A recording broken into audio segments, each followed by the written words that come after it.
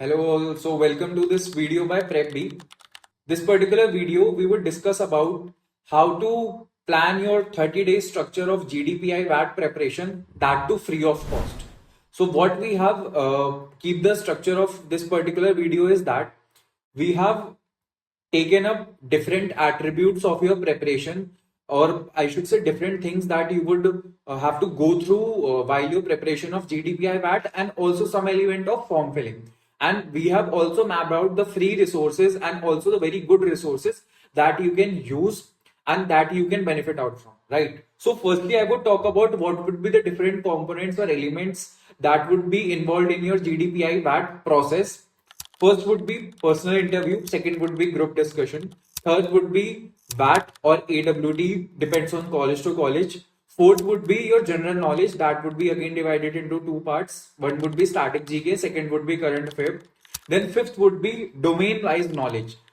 For domain wise knowledge is prevalent for each and every student who would be sitting for an interview. It is not just that if you are a BCom or a BBA graduate, then only you would have to have certain domain knowledge. If you are a BTech, MBBS, law, any student for that matter, you should have a basic level of knowledge pertaining to the domain that you are interested in, right?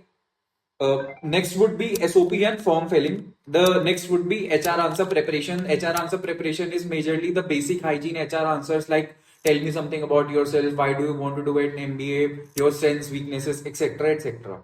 And last would be communication, because however you prepare, how well you prepare, and whatever you do in terms of preparation, it does not matter if you can't communicate it well, if you can't structure it well while you are sitting for the process. You may know a lot of things, you have prepared really hard, but if you can't communicate, it is not visible, or it is not really possible for a panelist to understand that what is the level of your preparation. So communication is the most important part, I would say, right? So breaking down each and every component in detail, firstly, general knowledge. So as I said, general knowledge would be divided into two parts. One would be static GK. So when it comes to static GK, you don't have to read about each and everything. It is not a UPSC interview, but a basic hygiene factor, like the state you are coming from, you should know each and everything about your state, about politics, about its history, about the important facts, figures that are related to your state, etc., etc. Your neighboring states, then northeastern states, you should read about the neighboring countries to India. So these are the basic hygiene factors that you should keep in mind, that this is the part of static GK that you should definitely cover up.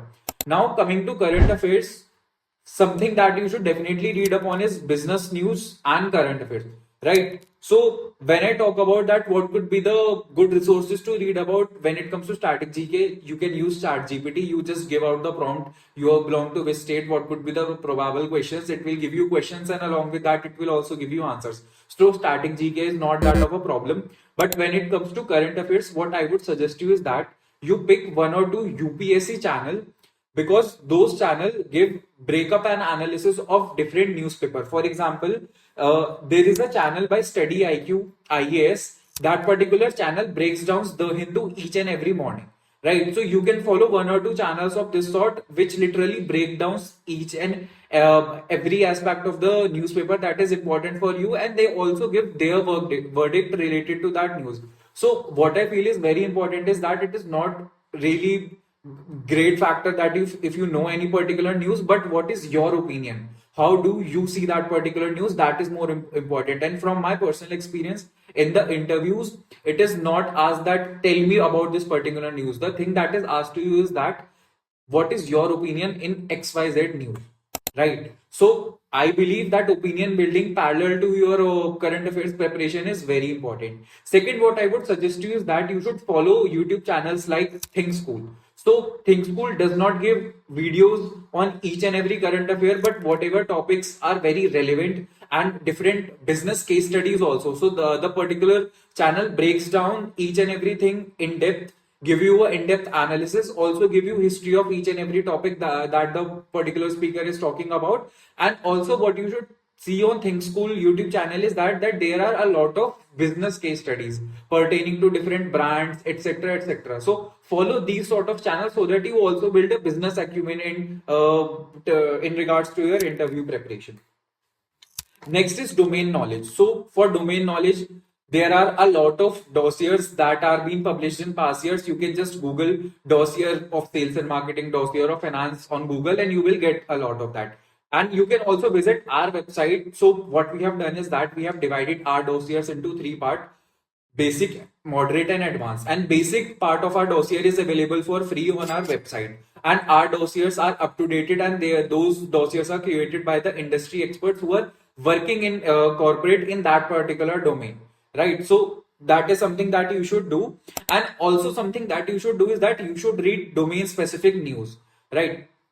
So our Telegram channel link would be there in the description. You can just join the Telegram channel, but still I'll give you an example. For example, you are interested in sales and marketing. So there are particular websites that only give news related to sales and marketing, like AFAQS, Mad Over Marketing. So you should follow these websites. You should frequently read upon these websites. Take out time every day and read upon these websites. And if you are interested in finance, operations, HR, there are different websites for them. If you join our Telegram community, we will definitely post these websites in the upcoming time, and you can just start reading upon those things. So this is how your domain knowledge would be really sorted.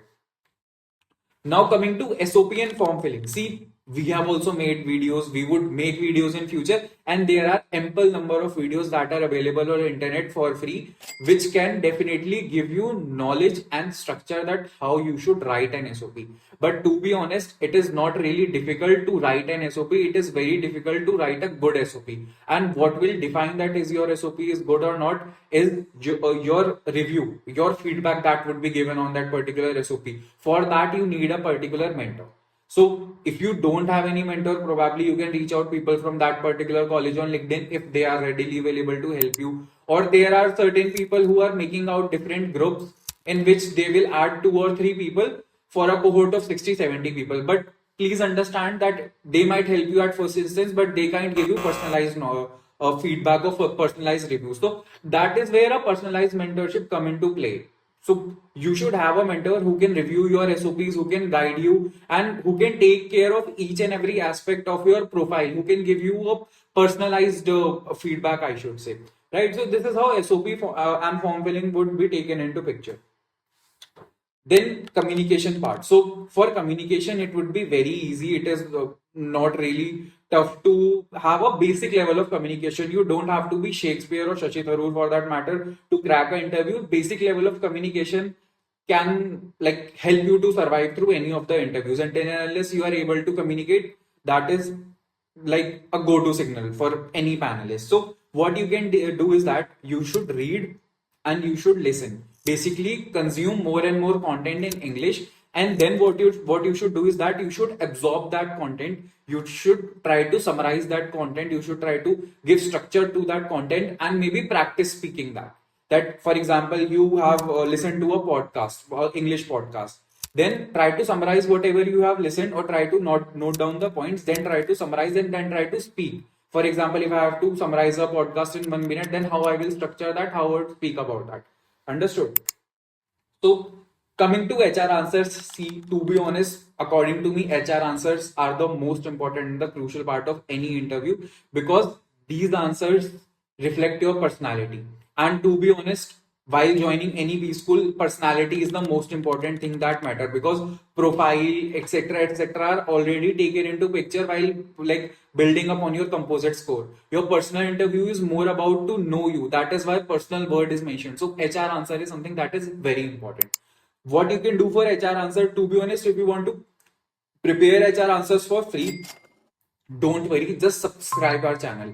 We would be coming up with a comprehensive HR answer playlist in which we will take care of each and every answer, from tell me something about yourself to why there is a gap here in your profile. Each and every question would be taken care of, and we would make a separate video for every question, right? So just subscribe to this channel and wait patiently. But then also I would suggest is that you can definitely gather information and knowledge about how to make a HR answer.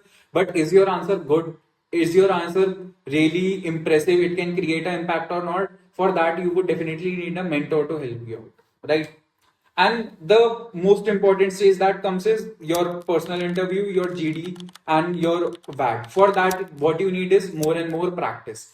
Preparation already we have done through HR answers, through domain wise knowledge, through general knowledge, current affairs, etc., etc. But now something that comes into play is the real game, is practice, mock interviews, more and more mock GDs, more and more mock BAT writing sessions, etc. So what you should do is that either you again find a mentor through LinkedIn, or however, the way depends on you, just find a mentor, because it is very hard to prepare alone without a mentorship.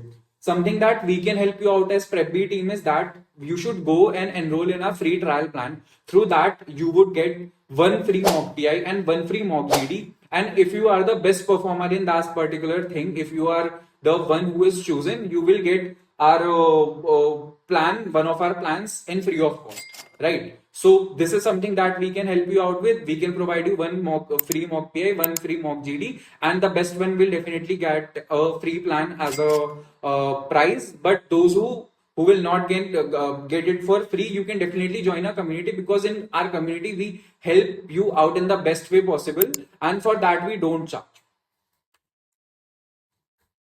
right? So this is all from my side. What I would suggest is that towards the end, I just have one note that I'll give you an analogy.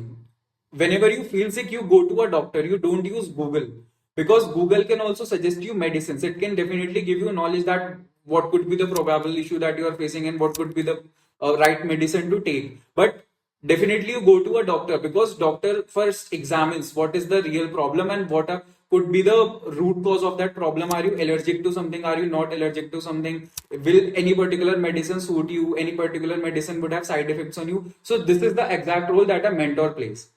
That particular mentor will like scan through your profile, go to the root causes of each and everything, discuss your problems with you, and then probably give you a solution. Not suggest you something like in a ad hoc manner, that you go to that particular mentor, you suggest them that this is my particular SOP, they give you feedback. So this is how a feedback loops work. And for a particular SOP, you at least need 4 to 5 feedbacks, and then you would probably come up with a good SOP that can really create an impact. Otherwise, definitely there are a lot of YouTube videos, you go through them, you make SOP and you submit, but you are not sure about is that SOP good or bad, or likely if you talk about is your HR answers right or not, will they create a good impact or not.